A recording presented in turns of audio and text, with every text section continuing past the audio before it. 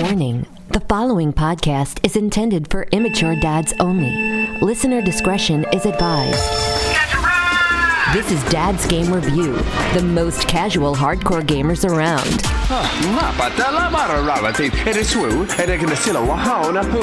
Reviews and news from every platform. We waste our time so you don't have to.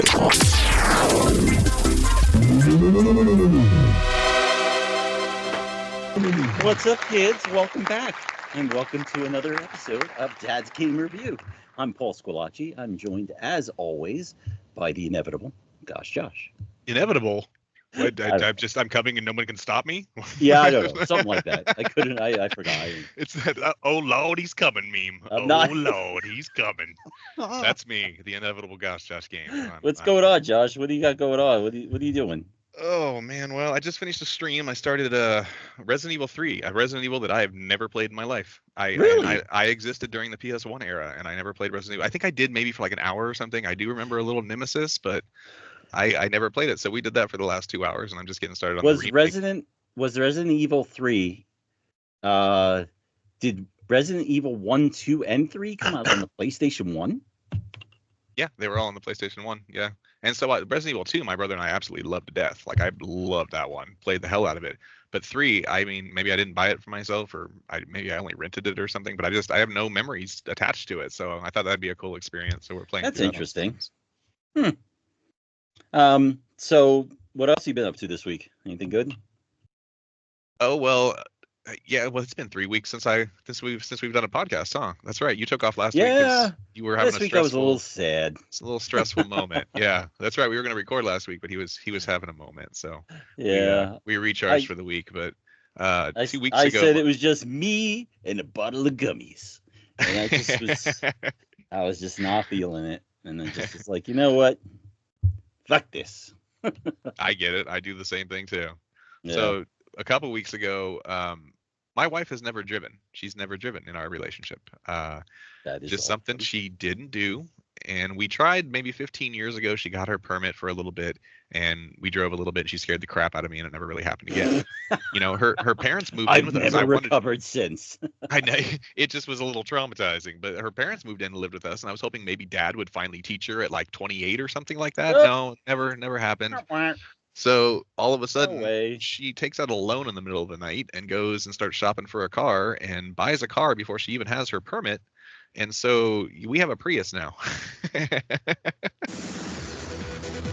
That's right. We have a Prius now. Typical California people, right? That's. So yeah, but I kind of like it. I like driving it around. I mean, I drive. We have a Subaru and a Prius. Total liberal California folk, right? Right. But so she started driving. We've driven together 3 times now, and I've only gotten a little scared. But she's actually doing okay.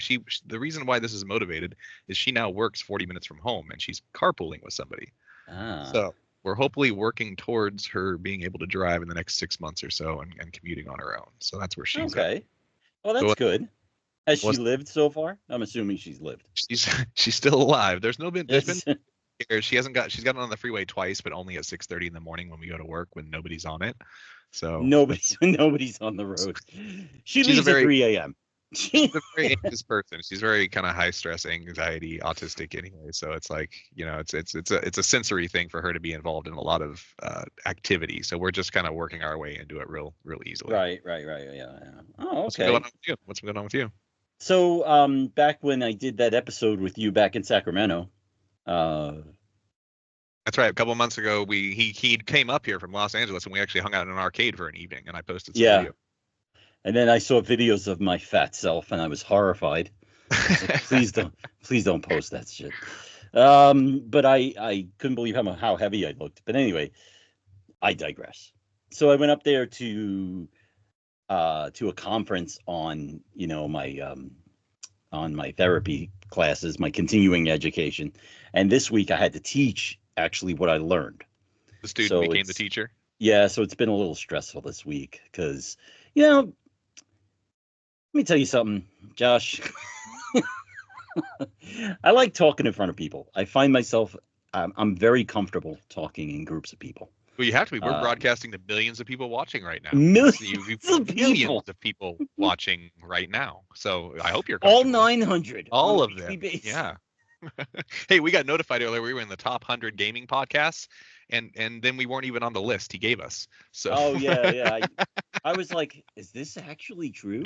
I mean, after the whole year in the top 15 UK most listened to. Yeah, we were like podcast. number 2 in UK, and then we get we're on the top 100 list or whatever in the US, and then I checked the list, and we're not actually on there. So, anyway, sorry I interrupted, but that's just something that popped in my head. But actually, no, that's all I did. I taught this week, and it's very draining. And I get even though I find myself very comfortable talking in front of people, I get very anxious when I have to, especially when I don't have anything like a script or anything in front of me. In a structured situation, like if I have to go up in front of a class and talk, then I'm screwed. But if I'm just naturally, I can talk with a group of patients and family, like no problem. But if you put me in a formal setting where I'm supposed to get up in front of people and they're going to all put their eyes on me, then I'm having trouble. Yeah. I mean, it just kind of, I don't know. It's one of those things where like I could just talk, but I just was very nervous. Well, being it was my first time actually doing it in front of people. And what else happened? Nothing else really happened this week. Let's see. No, that's it. What did we play for the podcast this week? What are we doing? Oh yeah, that's right. I forgot. We're talking about video games. Oh, baby. Yeah, this is a gaming podcast. That's right. Nobody cares about our lives. Nobody cares. Talk about the games. We we played Star Wars Jedi Survivor. Or as I like to call it, Elden Wars Jedi Survivor. Star Wars Jedi Survivor is a 2023 action-adventure game developed by Respawn Entertainment and published by Electronic Arts. So I have a history. Let me tell you, I have a history with this series real quick. Let me just tell you why I have this. And I mentioned this before on the podcast. The reason why I wanted to do this is because the first game was really important to me, because it was the first game I beat sober back in 2021 when I got back into gaming. I decided to re-pick up the hobby. I played so many games during the PS3 360 era drunk that I just never finished anything ever. You sit down, you start drinking, you get 2 hours into a game, you come back to it next time, you forget what you're doing, you abandon it. And I swear I did that with like everything I played that generation. But Fallen Order, first game, start to finish, comprehended it, understood the story, learned the skills, finished a game for the first time in like a decade. So I was excited to play Jedi Survivor. And what'd you think? Well, what's your history with Star Wars? So I have a love-hate relationship with Star Wars, and it goes a little bit like this. Say, back in the day... Oh, Jesus Christ. Go ahead, old man. Back in the day, there was just 3 Star Wars movies. There was, I know, right? 4, 5, and 6. And it was easy to follow. And then they just kind of like, they just kind of were there. I mean, all the way through until like 1998 when they remade 4, 5, and 6. And which was, I have a funny story about that because I was excited about it. But when I went to go see the remake of 4, I made the mistake of sitting in front of nerds who the whole movie went, oh, that's new. Oh, that's new. Oh, God. Oh, this is... And I was just like, yeah, you know what? The whole thing is new. It's like listening to somebody who remastered, like they remaster games. They added in scenes and all that kind of stuff. I totally remember the hype because then the next year was when Phantom Menace was coming out. It was like when I went to see the movie Gravity and they were like, it's not really believable. It's like, yeah, you know what else isn't believable? George Clooney and Sandra Bullock in space. So let's take it down a notch. That was an awesome movie. Which, by the way, proves my point that you really can't deal with certain women because George Clooney would rather drift off into the endless void of space than be with a woman. So, haven't we all been there, though? You're like, if I could just yeet myself into space right now. Jesus Christ. So, that was that. Anyway, so... yeah, back in the day when it was just 3, but then it just started ramping up, and I was like, oh, this is going to be cool. They're coming out with 1, 2, and 3. Nothing that George Lucas ever imagined writing. Like, he wrote it, 1, 2, and 3, I think. But he didn't write it originally. He never originally Yeah, it was just Star Wars. And the empire that it is today. He milked it for 20 years, and then he got to turn it into the Phantom Menace and those three. I gave up on Star Wars actually, and what's funny is they're doing the 20th anniversary of Episode 3 is going to be coming back in theaters here pretty soon. Oh, that's wow. the one I actually left, and I was like, well, I'm fucking done with Star Wars. I hated the way they did. I hated the way they did Vader and like the ending there and all that with I was just like that's it. This is what I waited 20 years for, like resolution wise, like screw this. So it wasn't. I didn't even watch the new one, the first new one, until 2 months ago. I watched the first new one. I was going to watch all three of the new ones, but I just haven't gotten to it yet. Somebody actually gave me a list because I was complaining to them about how it's just too much. Like, it's just, and it's not a Disney thing. It's just that there's so many things of Star Wars. It's like I can't even keep up. And once you start filling my attention deficit brain with like, well, you got to watch this, and then you got to watch this, and then you got to watch that. And then there's the Mandalorian squeezed in there somewhere. And I just was like, you know what? I'm out. Because somebody at work was like, oh, here's the way you should watch it. And I'm like, I'm done. Once you give me instructions, I'm like, you know what? It's the same thing. Like John Wick, 1, 2, 3, 4. That's it. And then they did the spin-off, and it was a bomb of a movie. But they did the same thing with Marvel, and it killed Marvel for me too. I kept up with every Marvel movie for quite a while during the first phase or whatever, and then they just blew it out of proportion. And phase 2 and multiverse and everything, and I just couldn't keep up. And I actually went back to Disney recently and tried playing or watching some of it. I watched Loki and a couple others, but I've lost interest. They just milked it too much and made too many shows. So that's what happens. Is that what it is that Disney bought it and they were like, well. Let's go. We got to milk this cow until we get our $4 billion back. I know. And then they just I will say, though, that when they first purchased Disney, like a year after they purchased it, I went to Disney World in Florida. Yeah. And oh, my God, it was basically MGM Studios in Florida, which is their Universal, basically became Star Wars land. And it is freaking amazing. So my wife went to the Disneyland here recently, and she saw what they had there and said it was pretty awesome. But I'm not really a Star Wars fan. I like it, but I'm not really a fan. But I was a fan of the first Fallen Order game. So how about this game, Jedi Survivor? I can say I didn't start out as a fan. How did this start out for you? I started it, and I never thought that I would be playing a Star Wars game per se, because you're talking about in the past. Nah, the last game I played Star Wars was probably in the arcade. The vector line drawings. The vector line shooter. Yeah, oh my God. Yeah. They had that in my local arcade for the longest time. Till about 10 years ago when the place. Oh, is that right? Oh yeah, the original Star Wars. That was a great machine. That was old school. So you never really. I didn't really play many Star Wars games over the years either. I remember I played on PS2. I played Jedi Starfighter, which was a shooter, and that was kind of fun. Right. And then they released Star Wars Rogue or Squadrons or something, and I actually had a Hori flight stick, and I was going to play it in VR, and I was all ready to go for it, and I never did it. Right. So Fallen Order is the only Star Wars game I really ever played, like start to finish, and played a lot of. Well, I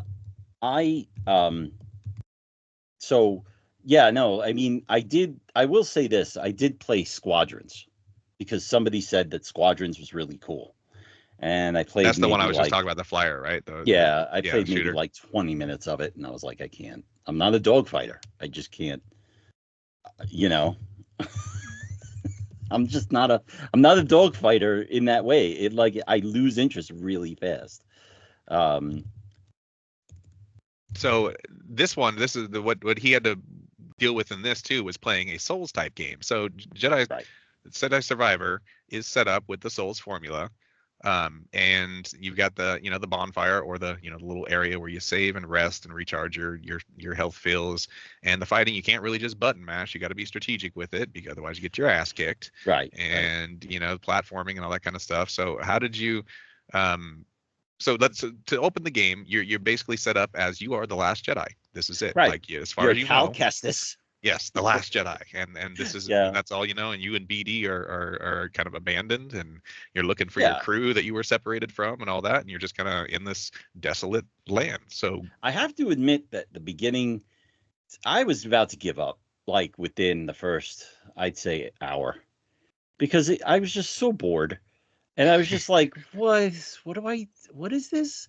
One of my biggest complaints of the game was like, and I don't know if this is a Souls thing, so you're going to have to tell me, is that why did they just assume you know where to go? Okay.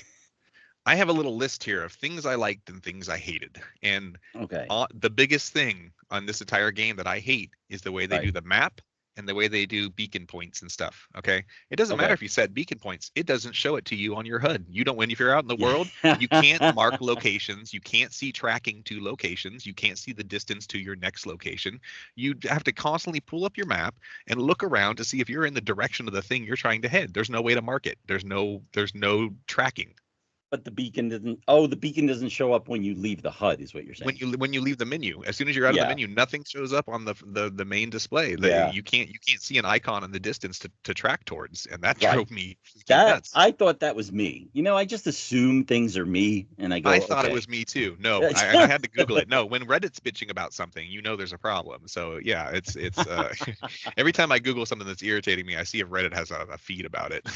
Right. Yeah. No. So yeah, the map sucks. Map sucks. The map was annoying because every time you would get to like what was called a quote unquote navigation point, the navigation point would move to the next spot that you're supposed to go to. Yeah. But if you look close enough, it actually tracks your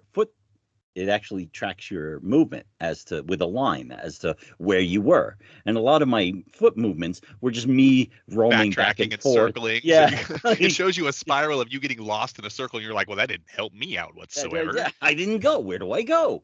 But really that's what it does in this first, so for me, the first 6 to 8 hours were kind of boring. And it really just seems like aimless. You go and find a little village and stuff with a saloon and you meet some characters and stuff like that. But it didn't really have a point. And there's scattered troopers around, stormtroopers and stuff around. There's creatures around that you kind of run into. But the first 6 to 8 hours up until a certain point, like in chapter 3, I was not having fun. I actually said when I was getting off the screen, is that a Souls thing where they just assume you know where you're going? Well, that's what it is. That's why I call it Elden Wars, because it is a big open world that you're going to explore. You're going to find your little dungeons here and there to go find your little side mission quests and chests and all that kind of stuff. Right. And you're going to find legendary creatures that you have to take on that are bigger than they need to be and kick your ass. So it's got the same formula. This is a Souls type thing where you're meant to just go explore and figure out the world in your own way type of thing. Right.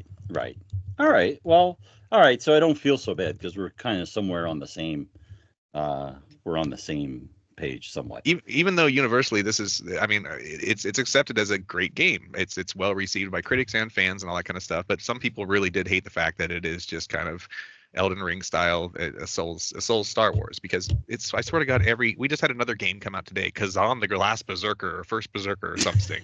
It's another Souls game coming out. It gets so tiring. We had Wulong, Stellar Blade was Souls style. We're in the Rogue and Souls section of gaming, and I don't know when we're gonna crawl out of it because somebody needs some new ideas. What's crazy is that what it is that it's when money starts to take over the realm. They know what sells, so everybody makes one. Every company's making a so it just style. keeps going. It's like when Angry Birds came out. Everybody was making a tower defense type game on the iPhone. Whatever the hype is, they ruin it by running it into the ground and making everything about that until you can't take it anymore, and they have to give you a new idea. And that's just it. That's how a corporation works. You milk it until you can't milk it anymore, and then you move on. Right. I'm just getting to the point where I'm tired of every big new release being some influence of Souls likes, and it's just not my jam. I don't really like any of the games, even though I'm playing more of them. I'm doing it because I feel like I have to. I don't have a choice. I'd like to experience some of these games. Right. But the formula is not for me. But it wasn't until I got to the mission where I was looking for Grease that it started to pick up. I gave it a chance, and I was like, you know what? Let me just keep playing. Let me just see, because I'm always the guy on the show who quits. And I'm like, this fucking sucks. And then I shut it off. He was already telling me 2 hours in, he's like, this fucking sucks. And I'm like, shut up and play. Just shut up. Just keep going. Keep playing. But I agree. I wasn't having the best time 6 to 8 hours. First chapter 1 and 2 really were just kind of dull. And I didn't understand the point. There was no development of story. You were just kind of meeting characters. But it would have been fine if that was like a 2-3 hour segment, but that was a good chunk of time that I really felt like I was just kind of bored with the game and didn't really want to play it either. So it was, and it wasn't until I started looking for Grease that it started to pick up for me. I wanted to know why in that town everybody sounded like an old world prospector. That's what it was. It was like a mining town. Yeah. Everybody was like, well, you were at a saloon. You ain't from these parts. Everybody sounded like fucking Dr. Phil. Like, you need to get to the hill to be, like everybody had this hillbilly accent. And I was like, are we still in space? Did we come back to Kansas or something? Like, right. Where are we? But you meet some of the characters there. There's Doma, who's like this giant hippo, and she runs the shop. And there's like this little frog thing that has massive anxiety named Turgle, and those are some of the creatures that like start appearing around there that have good personalities and decent writing and stuff. And they're Doma was the only one that cracked me up because she, out of everybody, she was the only one that sounded like a big black woman from the South. Totally southern black woman, yeah. Just, child, let me tell you something. Just just like, yeah, huh? You gonna tell me? That's in my section here under some of my favorite things, is that I really liked some of the dialogue and stuff, and I loved listening to the droids. If you ever sit back and not go attack them and listen to them talk to each other, oh, that was funny. It's pretty hilarious. If you just stay back and you don't run into every situation, you can catch the droids interacting with each other and like hanging out and like having these stupid conversations that'll honestly make you crack up. Yeah, it was funny because there was this one part where you don't necessarily sneak up on this stormtrooper, but there's this stormtrooper who's just sitting on the edge of a cliff, and he's just kind of like, man, I don't know why I got put on this mission. I just got to sit here, I guess, and just look over. He just kind of like, you feel bad for the guy because he's just doing his job. But yeah. But you'll do that hanging from a ledge too, right? When you can assassinate him, you'll be hanging below the guy, and you'll hear him like go through this poignant like life reminisce, and then all of a sudden he's like, well, you're dead.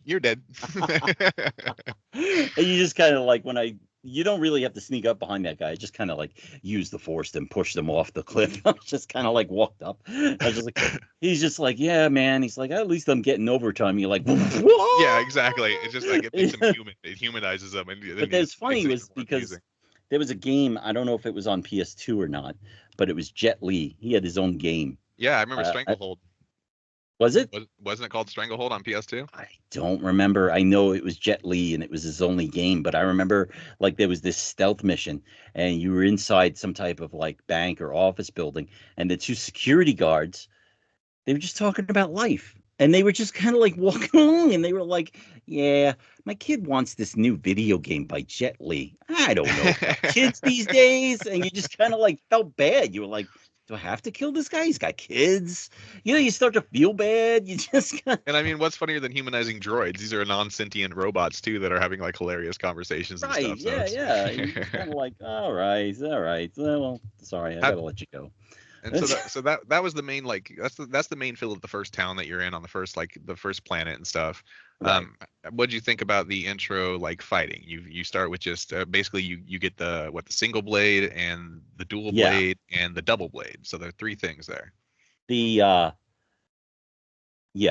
So at first I was a little annoyed at the whole leveling up system because it was so confusing.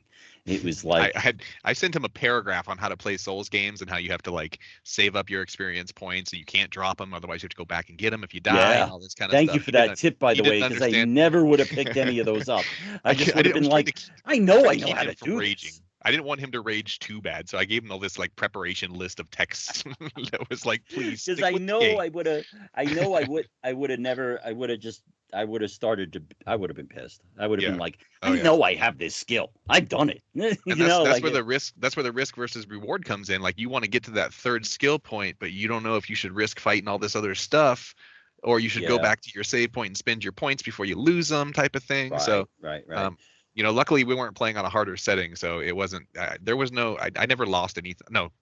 Twice I lost some shit, but it wasn't too bad. But that was just on bosses not being able to get back to it. But it wasn't too bad. But I'm actually quite proud of myself because I never lowered it. You didn't lower it? No, I played on normal too. I just stayed on normal the whole time, and I was like, and the fighting was cool. I actually enjoyed the sword fighting, the lightsaber. You have to fighting. think about it a little bit. You can't just go blasting in there. You have to actually parry and reverse and get those strikes in when you can, or take down. They have a shield that you have to take down first. You got to be able to stagger them. So they have the stagger shield that you got to take down. Different ways to break through that with different strikes. Which one did you like? I'll tell you, there's more stances than you got. Which stances did you get? Did you get any bonus ones, a fourth one or a fifth one? Or no. I think I got to like just the 2 stances. I don't think I spent any of my skill points. I spent all my skill points on Force. And you didn't level up your attacks on your blades? I just had to. Well, if I found something, I leveled it up at a workbench, but that was about it. No, okay. Well, that's a different thing. I mean, you didn't get any new skills with your attacks. Were you just mashing on square the whole time, or what? Oh yeah, no, a couple of times, but for the most part, it was Force. Like I enjoyed. I didn't use any force powers hardly at all. Really? I didn't level up any force. Or some of them were just. Some of them were really cool. Some of them were just like you just like pull everybody in at once, and you just like. I saw that, and I never did get that one. But that's crazy because that means we played it totally differently because I didn't use a lot of force powers or anything. I thought I'd grab and throw, pull guys down occasionally, but I was leveling up all my sword play so that I could kick some more ass with all my skills with my blades. And okay. So you unlock a fourth combo where it's both blade and blaster, so you can. Oh, okay. I didn't use it that much, but that's good if you're taking on a bunch of stormtroopers because you can just pop them off from a distance. The last one you get is crossguard, which is an equivalent of a two-handed sword style, slow and powerful. Right. And that one was actually great against bosses because as long as you timed your strikes, you took them down pretty easily with the crossguard. So I didn't mind that one. I was more of a double-bladed guy. You know, I was more fascinated with the whole. Now, which one though? The one where it's like Darth Maul with 2 blades on each end, or the Darth Maul two blades separate? The Darth Maul one, the one where it's 2 blades on either side. I like that one because it was more like I like to pretend that I was like a band leader in like a high school band, and just kind of like. You know, and like you spinning it, throw it up in the air, toss and, like, it. Yeah, it is fun. I used that one all the way to the end. I played around with all of them, but when I finished the game, the one I used more than anything, seriously, single lightsaber. I maxed out single lightsaber on every skill. Really?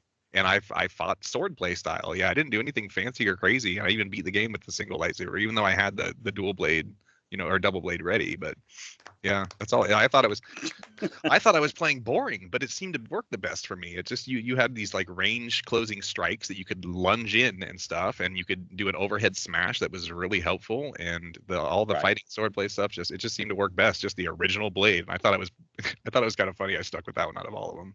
Oh yeah, no, that's the one I didn't really get too far. I mean, like I said, I got to the sandworm level.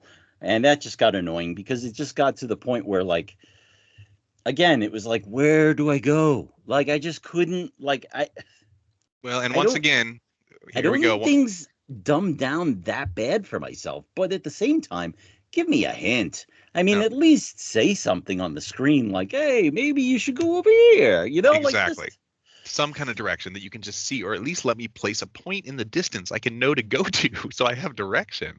But once again, as we joke about, he stopped when it got good, because now from that point on, from the sand worms on, is when I started really loving the game and like starting all the temples and stuff like that. So okay. Paul stopped when it got good. Shocker. That's when it always does.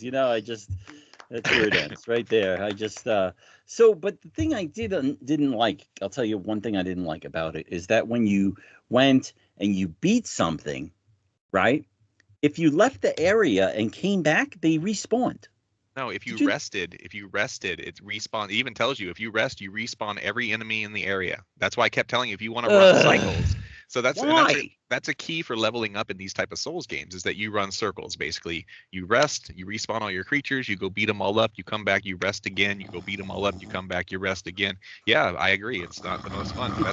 It's no different than grinding in an RPG, which you also hate. So yeah, I mean, it did have some RPG elements that I did, like we had to choose what to talk about, that's fine. I don't know if it changed the story at all, but it definitely changed it was cool. The game was cool. It gets 7 dad ties from me. Well, let me tell you about the actual cool parts, though. So there's these temples you get to, and there's this one, the wind temple or whatever, where you're you get to ride these. Oh, there's a couple creatures you can ride in this too. You can grab a hold of the legs of these flying creatures. You can fly all over the I place got through all past these that. areas. Yeah. So that's what the Wind Temple is basically. It ends up being this big puzzle level where you're trying to get beams of light to take down areas of volcanoes that have things that blow up. So you can go from place to place to place to solve like the puzzle and get the. You're trying to find. I finally found out the purpose of the game. I never knew the story, and you don't find out until you got to the point where you faced the one-armed emo Jedi. Yeah. Emo. He had like the posh haircut. He was the one-armed emo Jedi. His name's like Dagon Gara or something like that. Dagara. Yeah. But I found out the whole point of the story is you're trying to find paradise. Everybody's trying to find both the Empire, and you are trying to find a compass, which will point you towards Tanalorr. And Tanalorr is paradise, where the Empire can't find people on Tanalorr because of a nebula in the way or whatever. So that's when the story became interesting. And then I started caring, and then I wanted to explore these temples. And then, you get to a point. I thought the game ended 4 times over before it actually freaking ended. You go and beat this massive boss that looks like Thanos, and I thought that was going to be the end because he was like the big general. That wasn't it. You face Vader. Yeah. I thought for sure Vader was the end. You kick Vader's ass after like 7-8 tries. Nope, that wasn't the end. Then it goes into chapter 6, and then you actually get to Tanalorr, and then the final battle is actually with one of your close friends, and there's a huge big twist at the end that totally didn't see coming. But so the game did get really interesting. Once you get to chapter 3, it really does take off, and the characters get more interesting. You get your whole crew of characters. He finds his love interest Mirren. He's got Grease and Sarah and like all these characters that it gets a lot more interesting from chapter 3 on. So stick with it, because I did finish it. I didn't think I would finish it. It's already deleted. Well, I don't know, not you. I'm talking people that are feeling maybe it's boring in the first like 8 hours or so. Like honestly, Grease cracked me up because he reminded me of like Larry David. He reminded me of like a little weasel. He reminded me of like a New York Jewish guy.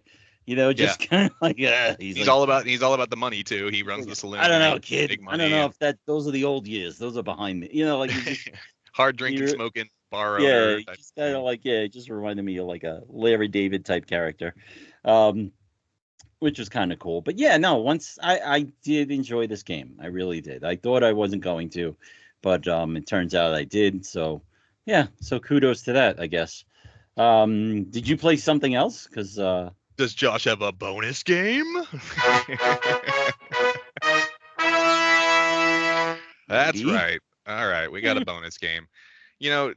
Paul talks so much about reliving the days of Myst and Riven and his little point and click bullshit that he has to reference every single episode.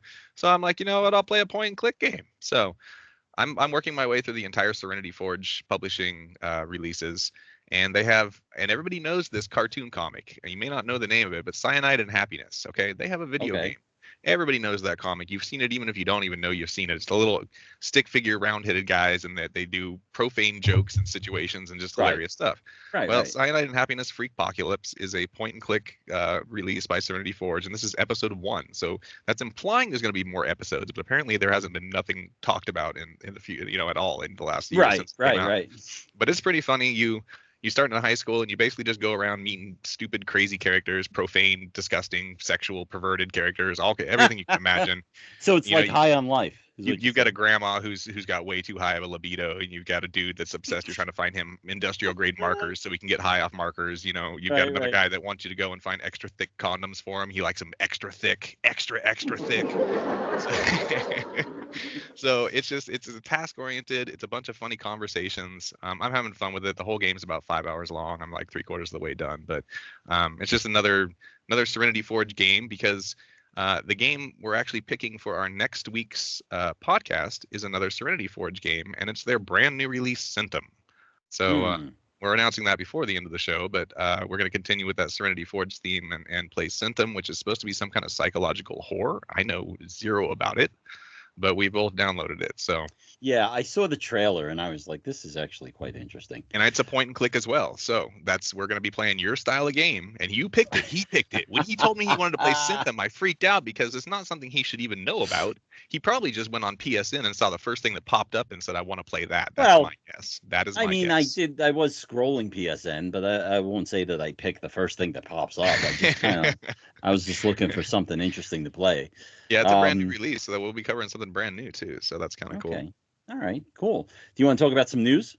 We got news. All right. And now it's time for gaming news. Thanks, Toby. So I got a couple of things that I wanted to talk about via games in the news. You said you had like a whole ton of stuff, so I had to make sure that not a ton, but I have some big things. Not a ton of stuff, but some big. I don't know. Is any of yours about Hogwarts Legacy expansion being canceled? What the F-bomb? What the F-bomb? What the? Yeah. The Wait, unannounced Hogwarts Legacy expansion definitive edition has reportedly been canceled, according to Warner Brothers. Oh, I was excited. I'm literally 55 hours into Hogwarts. Like I play it every Saturday. I'm playing it in the morning for stream. What? Oh, okay. It's basically it hadn't been formally announced, but the definitive edition was supposedly have like a director's cut version in it, and it was reported back in 2024. Wait, are we talking about a DLC or a physical release? Are we talking is the DLC canceled that was supposed to come for free? I don't know, but it was because the cost of making it wasn't justified by the amount of content expected. So they just kind of were like, you know what, this is not. Well, so I'm hoping that's a physical cancellation and not a cancellation of the actual DLC that's been worked on, because that would make more sense if they're just not going to do another physical release of a director's cut or something. I don't know. Right. Yeah. No. I mean, I enjoy Hogwarts. I really did. I just never finished it. I don't finish any open worlds, but I'm going to finish Hogwarts. I'm having too much fun with it. It's great. Oh, are you really? Yeah. I never did Harry Potter. I only watched him in October was when I watched Harry Potter for the first time. Oh, okay. The only other, I mean, I have a couple of other things. I mean, we all know Atari, right? We all don't have to explain Atari to anybody. No, it's a bunch of beeps and boops and dots and lines. Yep, that's Atari. Yep. I'm just always surprised when Atari has something to announce. It's always like, can't we let it die? Die, Atari. Yeah, right. It's always like, the it's always like the cousin who can't get out of rehab. Good for you. Good. Like we showed up again. We're trying it one more time. They just re-released their 50th anniversary release that came out a couple years ago. You guys reviewed it. They just re-released it with more stuff on it. Like I have to admit, that was a great title. When you talked about it, it actually made it sound interesting. I didn't know what it was going to be, but you made it sound interesting. So I would check it out. It was, you know what it was? It's the older you get, the more documentaries you watch. I like documentaries. I do. I like documentaries. But just and it's half documentary. It's half documentary, half game, and it lets you play the original, and then it has some remastered versions of it that they make for that specific title. But then for them 2 years later to go and re-release it again for a PS5 special edition, like, come on. No, I liked it. I don't know. I thought it was cool. I mean, the only thing. Oops, sorry, I turned the page too quickly. The thing that Atari announced was I got this ad on my phone one day, and I was just like, oh, okay, so Atari 2600 is coming out with its own smartwatch, right? What? And I was like, oh, that's interesting. It's like one of those things like Atari's like, I don't want to say they're trying too hard, but they are. And they want to stay relevant somehow. They're trying to stay relevant somehow. They're building a Las Vegas hotel. What? You didn't see this? No, where are you getting your news? I don't hear any of this crap. They broke ground maybe over the summer or something. They're building an Atari hotel, and it's got I don't know how far they are or how. They're gonna put Ataris in everybody's rooms. Nobody's gonna play. It's shaped like the Atari logo and everything like that. But so they're trying to come out and they're trying to either stay relevant or reinvent themselves. But there's this. I got this thing that Atari 2600 came out with a smartwatch that was called the Atari 2600 Playwatch. And it came with 4 free games, Breakout, Missile Command. And I was just like, do I care about playing this on my watch? Does it have 8 KB of power? Shut the fuck up. I don't care. I can't imagine me staring at my watch. I want to play Breakout on my watch. You guys shut up. I'm playing Breakout. Leave me alone. That's what I mean. That's just I was just kind of I was like, I don't know. It's a cool idea, but I don't know. Well, it's okay. If we're talking retro, I told you to look up Acclaim. Did you look up Acclaim at all? No. Okay, so speaking of retro stuff, some of the best 90s games were produced by Acclaim, were published by Acclaim. And Jeff Jarrett, the wrestler, the longtime WCW, WWE wrestler, apparently has something to do with the company Acclaim now and is a spokesperson for him, and says that they're coming back in business and they're going to start releasing or reiterations of their classics, and they're going to start being an indie game publisher.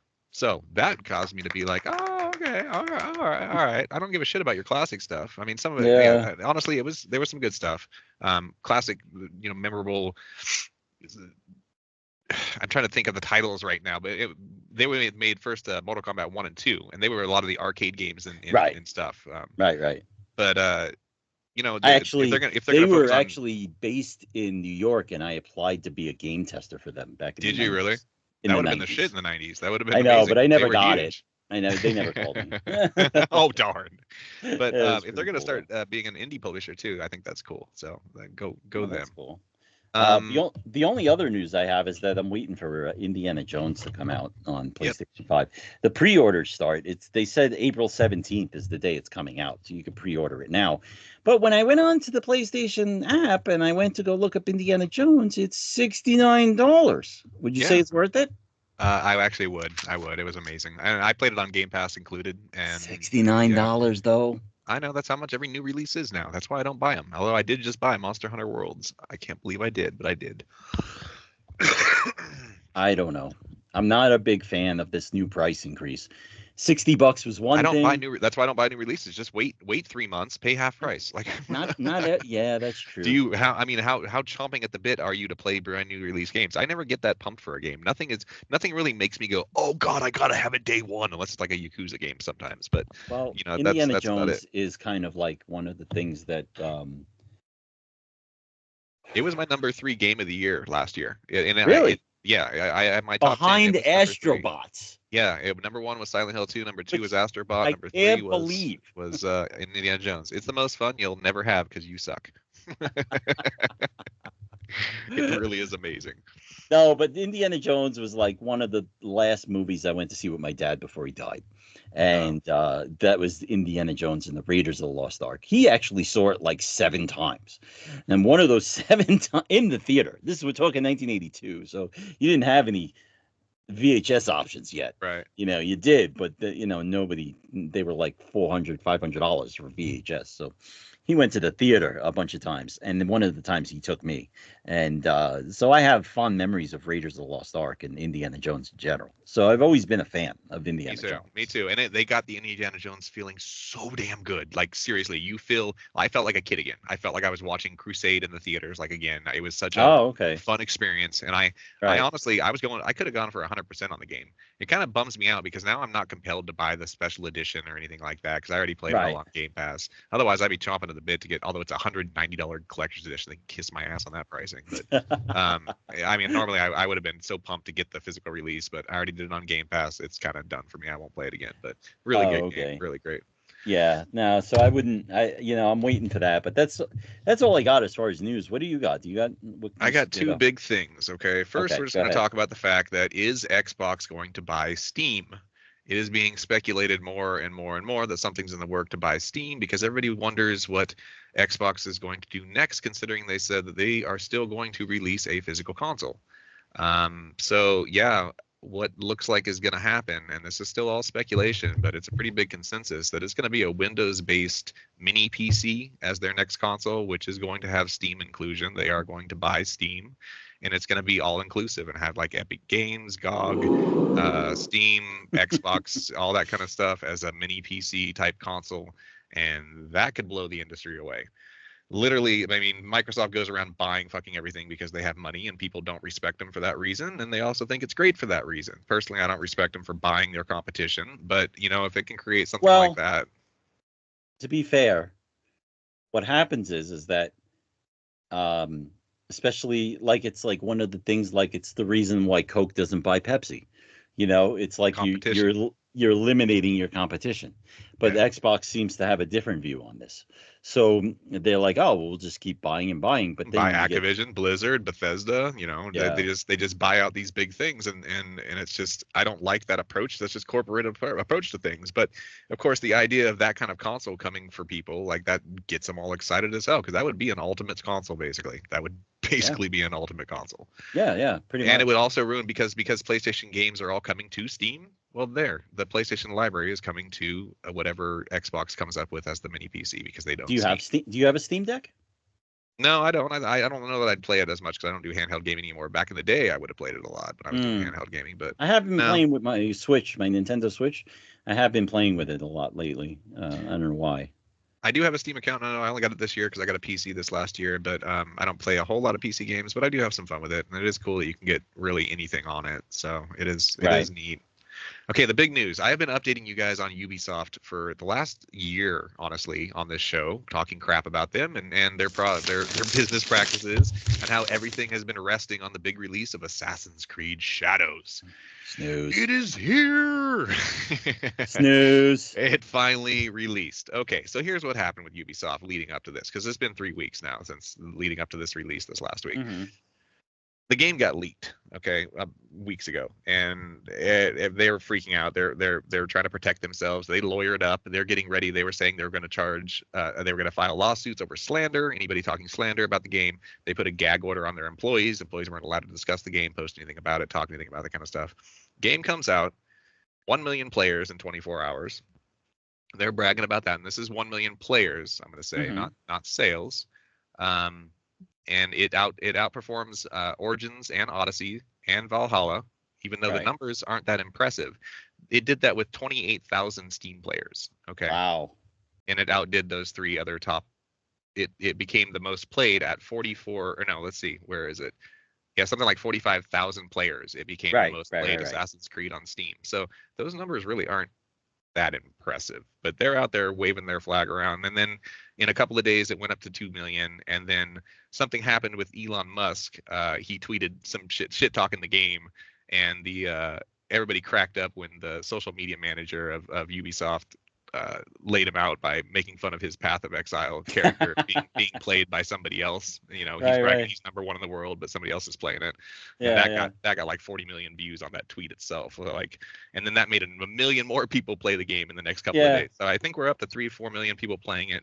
It's still not company saving numbers though. That's not. It's a lot. It's a success, and it's the highest rated Assassin's Creed, I think. I think, if I remember right. I don't know. But I've totally lost interest in Assassin's Creed. It's like Ghostbusters. They need to stop making them. They need to stop making them, just like Ghostbusters. They need to stop. They're ruining the franchise. Ghostbusters has like 4 movies. This has 32 iterations of Assassin's Creed. That's 3 too many in my opinion. This is like the 3rd time you really hate Ghostbusters, don't you? You just want it to die. Ghostbusters is my favorite movie of all time. The first one. After that, garbage. Including the woman one. Yes, Josh. I didn't watch any of them. I've seen the first 2, of course, but so anyway, it's still gonna affect Ubisoft, and they announced yesterday, due to a $1.2 billion investment, they're splitting off into a subsidiary company. Okay, so there's going to be now another division of Ubisoft here, and they're going to handle Rainbow Six, Far Cry, and Assassin's Creed. That's their focus. Okay, and then Ubisoft company itself will handle the Division and Ghost Recon games. Okay, so there is the restructuring they were talking about. Something is still happening with all that, even though they're out there screaming that Assassin's Creed Shadows is a success. Something's still going on. So they are splitting some things up, and things are going to be managed a little bit differently, but we'll see where it goes from here. And I really want to play Assassin's Creed Shadows. When I was standing in Target, I held Monster Hunter Wilds in my hand, and I held Assassin's Creed Shadows in my hand, and I never buy brand new games.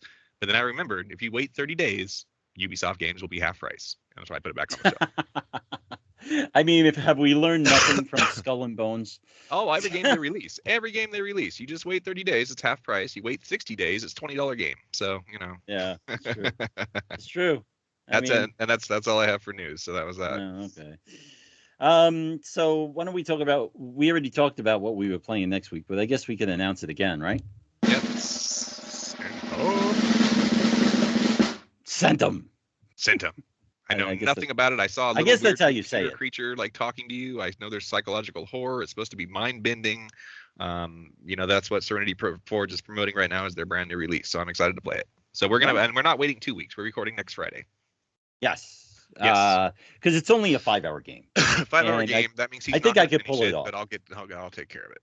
I think I could pull it off. We'll see. You could do it. You could do it. All right, man. Let's talk next week. Okay. Sounds good. All right, man. See you guys later. See ya. Peace.